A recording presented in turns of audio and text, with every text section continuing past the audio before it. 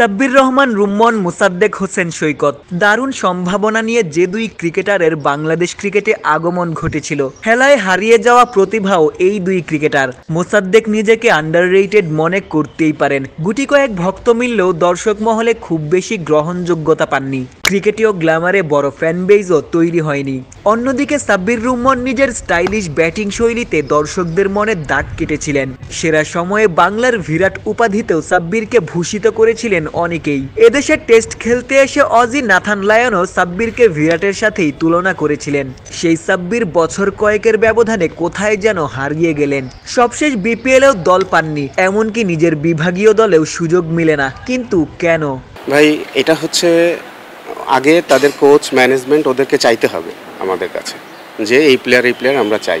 আর একদম লাস্টে গিয়ে আমরা তখন দেখব যে মানে কাকে কাকে আমাদের আরও এরপরেও আমাদের মনে হয় যে এরা ঢুকতে পারে।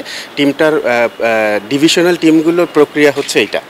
হ্যাঁ, আমরা আসলে ওদেরকে আমাদের কোচেস ক্যাপ্টেন থাকে, ম্যানেজমেন্ট, ইভেন ডিভিশনাল যে ম্যানেজমেন্ট থাকে ওনাদেরও প্রায়োরিটি আমরা এই ক্ষেত্রে দিয়ে থাকি। তো দেখেন, সাব্বিরকে ওদের লঙ্গার ভার্সনের জন্য ওরা নিতে চায়নি, ওদের কোচ বা ক্যাপ্টেন বলেন বা যে, তো তাহলে সেক্ষেত্রে আমাদের আসলে আমরা এটা এই ক্ষেত্রে পুশ খুব একটা করি না। যদি আসলে টি-20 তো না নিতে চাই, সেক্ষেত্রে আপনাদের কোনো আমার মনে হয় না নিতে চাওয়া হবে। অবশ্যই চাইবে ওকে নিতে, সাব্বিরকে টি-20তে নিবে, আমি মোটামুটি শিওর। যেমনটা শুনছিলেন, এনসিএল এর লঙ্গার ভার্সনে খেলতে না পারলেও টি-20 ফরম্যাটে সুযোগ না পাওয়ার কোনো কারণ নাই সাব্বিরের। একইভাবে বিপিএল এর এবারের আসরে মোসাদ্দেকের দল না পাওয়ারও কারণ ছিল না।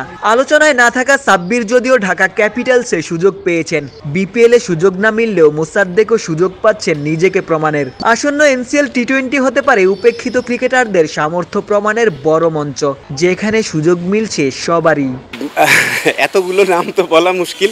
আমাদের বেশিরভাগ প্লেয়ারই থাকবে, মানে এখানে যারা এনসিএল খেলছে অল্প কিছু প্লেয়ার হয়তো না থাকতে পারে, বাট বেশিরভাগ মানে আমাদের তো আসলে অনেক প্লেয়ার না যে একটা ডিভিশনে 2টা করে টিম করা সম্ভব। তো বেশিরভাগ প্লেয়াররাই খেলবে। আমার জন্য নাম বলা আসলেই মুশকিল, কারণ 8টা টিম হবে, 8টা টিমের মধ্যে তো 15 জন করে মেম্বার যদি থাকে, এতগুলা difficult. But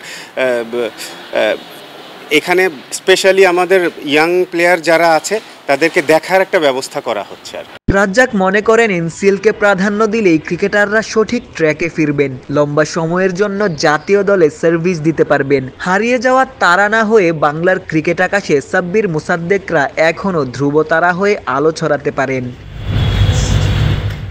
Ashiq Sarwar, cricket 97।